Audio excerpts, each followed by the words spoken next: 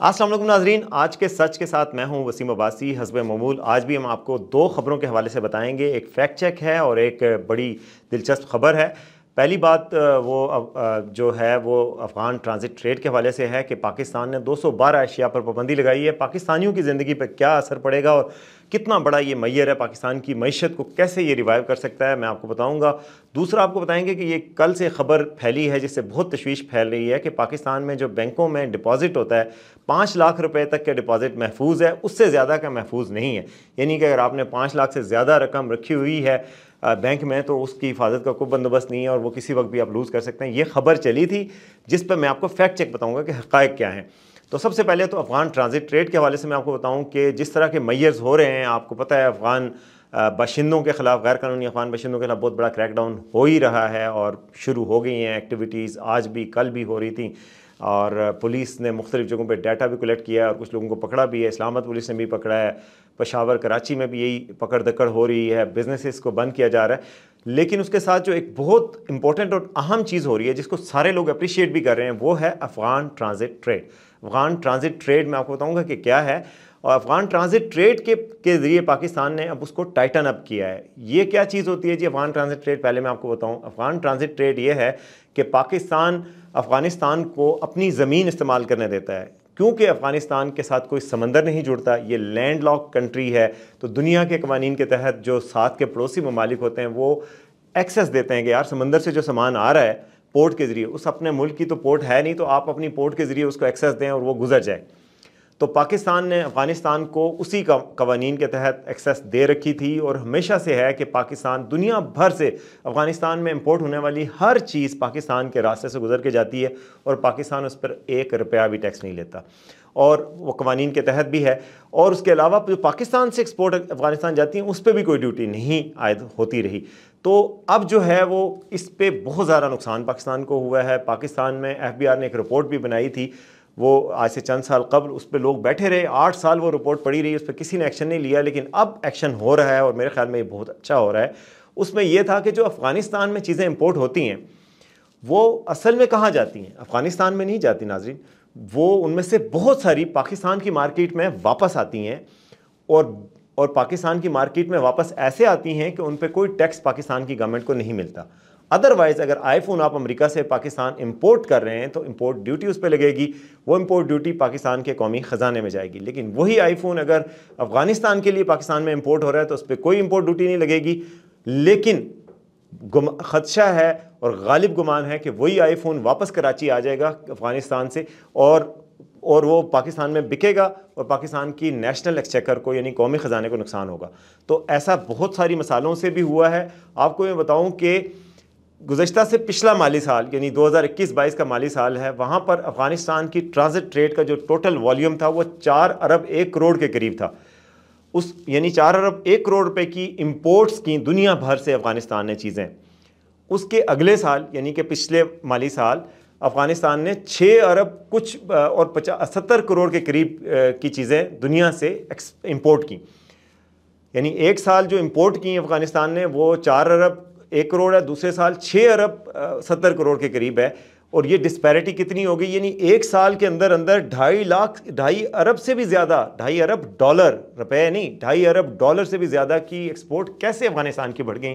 जबकि वहाँ हुकूमत, आपको पता है कि अफ़गानिस्तान की नई हुकूमत है और वो तो उनके पास तो डॉलर्स का और बाकी मसाइल भी हैं और वो इतनी लग्जरी यूज़ भी नहीं करते। तो वहाँ क्या हुआ, उस पर फिर पाकिस्तान के भी कान खड़के और पाकिस्तान के FBI ने भी कहा कि ये क्यों हो रहा है। तो पता चला कि ज़ाहिर है, पता क्या चला, सबको पता भी है कि पाकिस्तान में होता क्या है। होता क्या है जी, कराची में, ग्वादर में ऑफलोड होती हैं अफ़गानिस्तान के लिए चीज़ें, कंटेनर शुरू होते हैं पूरे पाकिस्तान से गुजरते जब अफ़गानिस्तान के अंदर जाते हैं तोरखम बॉर्डर से या चमन बॉर्डर से, तो कई दफ़ा तो ये होता है कि उनको दरमियान में ही ऑफलोड करके सारा सामान, यानी आईफोन आया हुआ है, फ्रिज आया हुआ है, टीवी आया, रेफ्रिजरेटर है, जो इंपोर्टेड चीज़ें, जूते हैं, परफ्यूम्स हैं, चॉकलेट्स हैं, टायर हैं, चाय की पत्ती है, वो सब उतार लिए जाते हैं और पाकिस्तान की मार्केट में वैसे ही फेंक दिए जाते हैं बग़ैर टैक्स के, बग़ैर ड्यूटी के। और वो ज़ाहिर है स्मगल शुदा हैं, वो इतना बड़ा नासूर है वो। एक ये तरीका होता है। दूसरा तरीका ये होता है कि वो अफ़गानिस्तान तो पहुँच जाते हैं बॉर्डर से अंदर, वहाँ से वापस स्मगल होके, जो हमारा पोरस बॉर्डर है आपको पता ही है, वहाँ से वापस स्मगल होकर पाकिस्तानी मार्केट में आ जाता है और पाकिस्तानी जो इंपोर्ट बाकी चीज़ें हुई होती हैं उनका नुकसान होता है, पाकिस्तान की इकोनॉमी को अरबों डॉलर का नुकसान होता है। ये बहुत बड़ी एक इल थी, मगर ये क्यों जारी थी? क्योंकि बॉर्डर पर जो लोग तैनात थे वो भी मिले हुए थे, कस्टम के लोग भी मिले हुए थे, पाकिस्तानी आला हुकाम भी मिले हुए थे।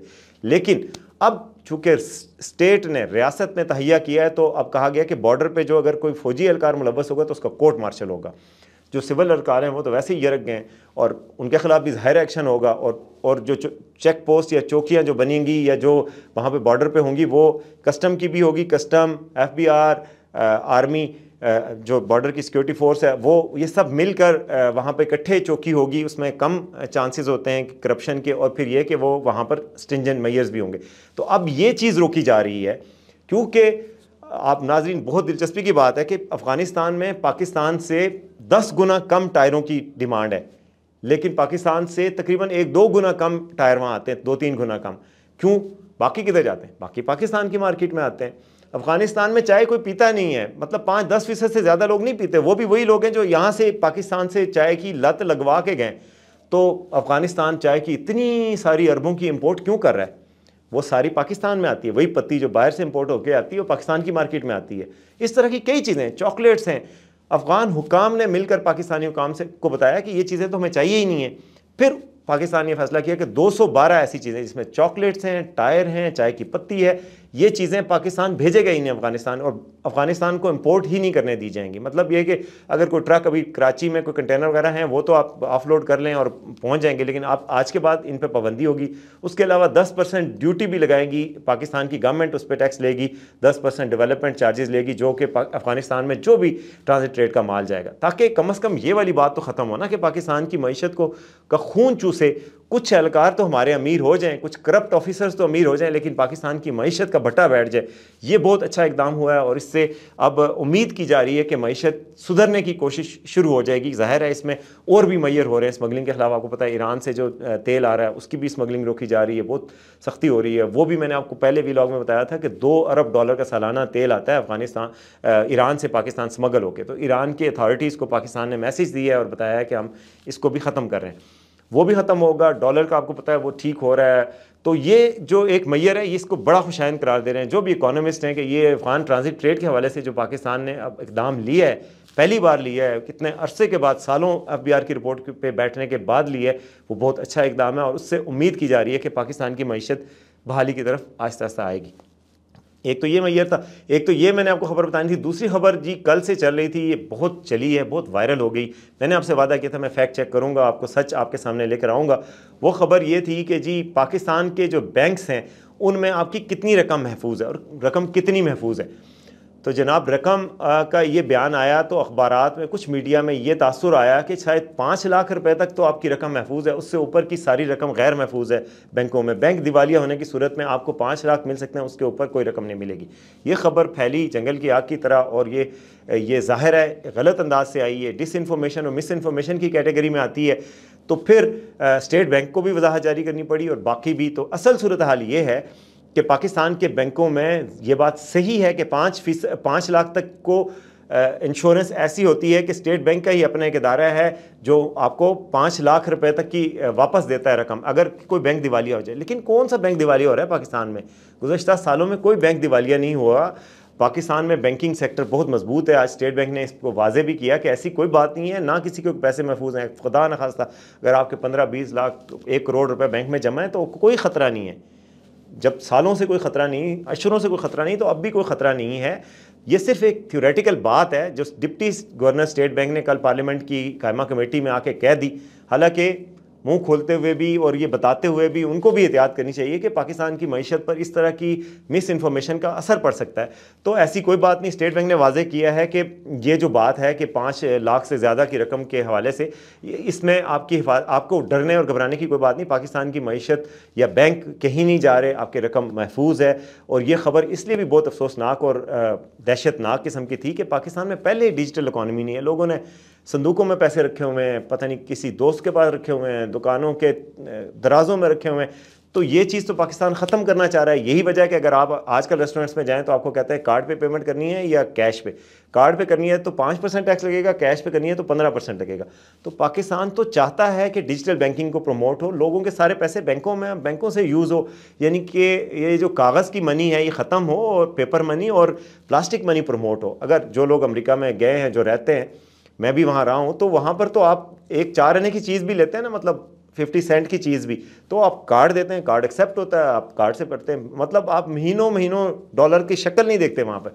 तो ये चीज़ तो पाकिस्तान में भी होनी चाहिए यार, हर चीज़ डिजिटाइज हो रही है, ऐप से पेमेंट करे। तो ये एक बयान इस तरह का कवर होना भी गलत था, बयान आना भी गलत था, और ऐसी बात है भी नहीं, कोई परेशानी की बात नहीं है। बैंकों में आपके डिपॉजिट महफूज हैं और ऐसा कोई ख़तरा नहीं है, और स्टेट बैंक ने इस बात की आज वजाहत कर भी दी है। उम्मीद करते हैं कि लोगों को ये समझ आ गई होगी और ये पैनिक ख़त्म हो जाएगा।